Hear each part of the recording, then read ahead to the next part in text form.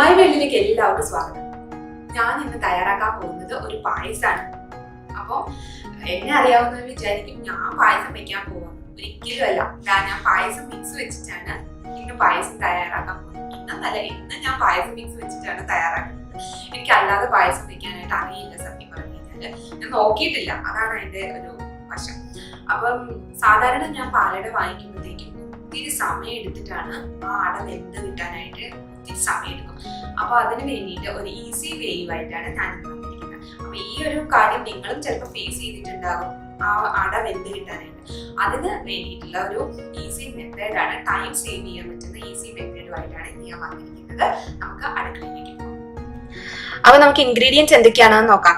അതിന് വേണ്ടിയിട്ട് ഏതെങ്കിലും ഒരു ബ്രാൻഡിന്റെ പാലട പായസം മിക്സ് വേണം, പിന്നെ 1 ലിറ്റർ പാല് വേണം, പിന്നെ വേണ്ടത് മിൽക്ക് മെയ്ഡും വേണം. ഇത്രയും സാധനങ്ങൾ മതി. അപ്പൊ നമുക്ക് പായസം ഉണ്ടാക്കാം. ഞാനിപ്പോ ഇതിലേക്ക് കാഷ്നട്ടോ കിസ്മിസോ ഒന്നും ചേർക്കുന്നില്ല. എന്താന്ന് വെച്ചാൽ ഇതിൻ്റെ അകത്ത് ഓൾറെഡി ചേർത്തിട്ടുണ്ട്. അപ്പൊ അത് കാരണം എക്സ്ട്രാ ഞാൻ ചേർക്കുന്നില്ല. നിങ്ങൾക്ക് വേണമെന്നുണ്ടെങ്കിൽ കുറച്ച് നെയ്യില് കിസ്മിസും അണ്ടിപ്പരിപ്പും കൂടി ഒന്ന് വറുത്തിട്ട് വേണമെന്നുണ്ടെങ്കിൽ അവസാനം ചേർത്ത് കൊടുക്കാം. പിന്നെ ഇതിൻ്റെ അകത്ത് ഏലക്കാപ്പൊടിയും ഉണ്ട്. അപ്പൊ പിന്നെ അതൊന്നും ചേർത്ത് കൊടുക്കണ്ട. അപ്പം ഇത്രയാണ് ഇൻഗ്രീഡിയൻസ്. നമുക്ക് ഉണ്ടാക്കാൻ തുടങ്ങാം. അപ്പൊ ആദ്യം തന്നെ ഒരു കുക്കർ അടുപ്പത്ത് വെക്കുക. അതിലേക്ക് നമുക്ക് ഈ പായസം മിക്സ് പൊട്ടിച്ച് ചേർത്ത് കൊടുക്കാം.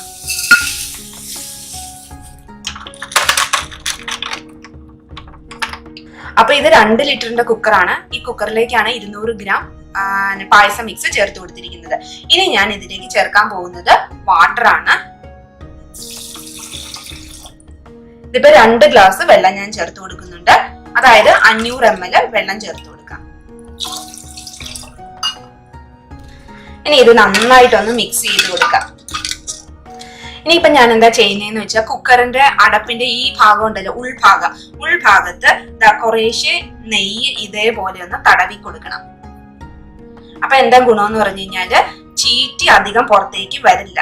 അതിന് വേണ്ടിയിട്ടാണ് നമ്മൾ ഇതുപോലെ നെയ്യ് ഒന്ന് തടവി കൊടുക്കണം. ഇതിപ്പോ പായസത്തിന് മാത്രമല്ല കേട്ടോ, നമ്മൾ പരിപ്പും പയറും ഒക്കെ വയ്ക്കുമ്പോഴാണെങ്കിലും വെള്ളം കൂടുതലായിട്ട് പുറത്തേക്ക് ചീറ്റി വരില്ലേ, അത് ഒഴിവാക്കാൻ വേണ്ടിയിട്ട് ഇതുപോലെ ഇങ്ങനെ നെയ്യ് പുരട്ടി കൊടുക്കുന്നത് നല്ലതായിരിക്കും.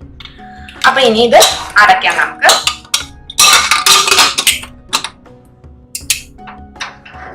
കുക്കർ അടച്ചിട്ട് ഫ്ലെയിം നല്ല സിമ്മാക്കി വെച്ചിട്ട് 3 വിസിൽ കേൾക്കുന്നവരെ വെയിറ്റ് ചെയ്യാം. അപ്പൊ മറ്റൊരു അടുപ്പിൽ നമുക്ക് എന്ത് ചെയ്യാന്ന് വെച്ചാൽ പാല് തിളപ്പിച്ചെടുക്കാം. അപ്പൊ സമയം നമുക്ക് സേവ് ചെയ്യാൻ പറ്റും. നമ്മൾ എടുത്തിരുന്ന ആ 1 ലിറ്റർ പാലുണ്ടല്ലോ, അത് നമുക്ക് ഈ പാത്രത്തിലേക്ക് ചേർത്ത് കൊടുക്കാം. ഞാനിപ്പോ ഇതിലേക്ക് 1 ഗ്ലാസ് വെള്ളവും കൂടി ചേർത്തിട്ടാണ് പാല് തിളപ്പിച്ചെടുക്കാൻ പോകുന്നത്. അപ്പൊ ഈ പാല് ഇടയ്ക്കിടയ്ക്ക് ഒന്ന് ഇളക്കി കൊടുക്കണം. അല്ലാന്നുണ്ടെങ്കിൽ അടിയിൽ ഭയങ്കരമായിട്ട് പാട വന്നിട്ട് കരിഞ്ഞ ഒരു ടേസ്റ്റ് പോലെ വരും. അത് വരാതിരിക്കാൻ വേണ്ടിയിട്ട് ഇടയ്ക്കിടയ്ക്ക് നമ്മളൊന്ന് ഇളക്കി കൊടുക്കണം. ഇപ്പൊ 3 വിസിലും വന്നിട്ടുണ്ട്. ഞാൻ ഫ്ലെയിം ഓഫ് ചെയ്തു. കണ്ടോ, എന്നിട്ടും കൂടി കുറേശ്ശെയൊക്കെ തെറിച്ചിട്ടുണ്ട്. ഇതിപ്പോ നമ്മൾ അത് തേച്ചില്ലായിരുന്നെങ്കിൽ ഭയങ്കരമായിട്ട് തെറിച്ച് പുറത്തേക്ക് വീണേനെ. അപ്പോൾ നിങ്ങളുടെ കയ്യിൽ 5 ലിറ്ററിന്റെ കുക്കർ ഉണ്ടെങ്കിൽ അതായിരിക്കും കുറച്ചും കൂടി നല്ലത് ഇതുണ്ടാക്കാനായിട്ട്. ഇതിപ്പോ 2 ലിറ്റർ ആയതുകൊണ്ടാണ് ഇത്രയും തെറിച്ച് വന്നിരിക്കുന്നത് പുറത്തേക്ക്. അപ്പൊ ഇതിന്റെ പ്രഷറൊക്കെ പോയിട്ടുണ്ട്. നമുക്കിനി ഇതൊന്ന് തുറന്ന് നോക്കാം.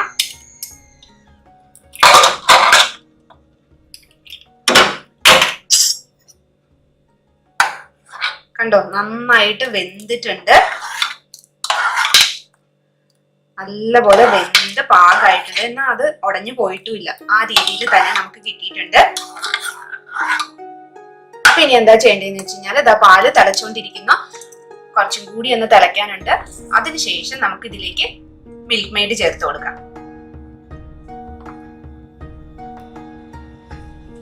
പാലപ്പം നന്നായിട്ട് തിളച്ചു തുടങ്ങിയിട്ടുണ്ട്. ഞാനിപ്പോ ഇവിടെ ഈ 400 ഗ്രാമിന്റെ മിൽക്ക് മെയ്ഡ് ബോട്ടിലില് പകുതിയോളം ചേർക്കുന്നുണ്ട് കേട്ടോ. ഇവിടെ നല്ല മധുരം വേണം, അതുകൊണ്ടാണ് പകുതിയോളം ചേർക്കുന്നത്. അപ്പൊ നിങ്ങൾ ഇത് നിങ്ങളുടെ ടേസ്റ്റിനനുസരിച്ച് മധുരത്തിനനുസരിച്ച് നോക്കിയിട്ട് ചേർത്ത് കൊടുക്കുക. അപ്പൊ ഈ മിൽക്ക് മെയ്ഡ് ചേർത്തതിന് ശേഷം ഒന്നുകൂടെ ഒന്ന് തിളച്ചു വരണം പാല്. അതിനുശേഷം നമുക്ക് ഈ വേവിച്ചു വെച്ചിരിക്കുന്ന അട ചേർത്ത് കൊടുക്കാം. അപ്പൊ മിൽക്ക് മെയ്ഡ് ചേർത്തതിന് ശേഷം നന്നായിട്ട് തിള വന്നിട്ടുണ്ട്. ഇനി നമുക്ക് വേവിച്ചു വെച്ചിരിക്കുന്ന അട ഇതിലേക്ക് ചേർത്ത് കൊടുക്കാം.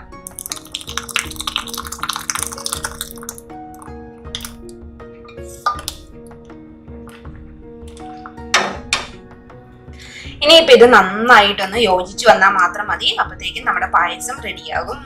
കണ്ടോ, ഈസി ആയില്ലേ?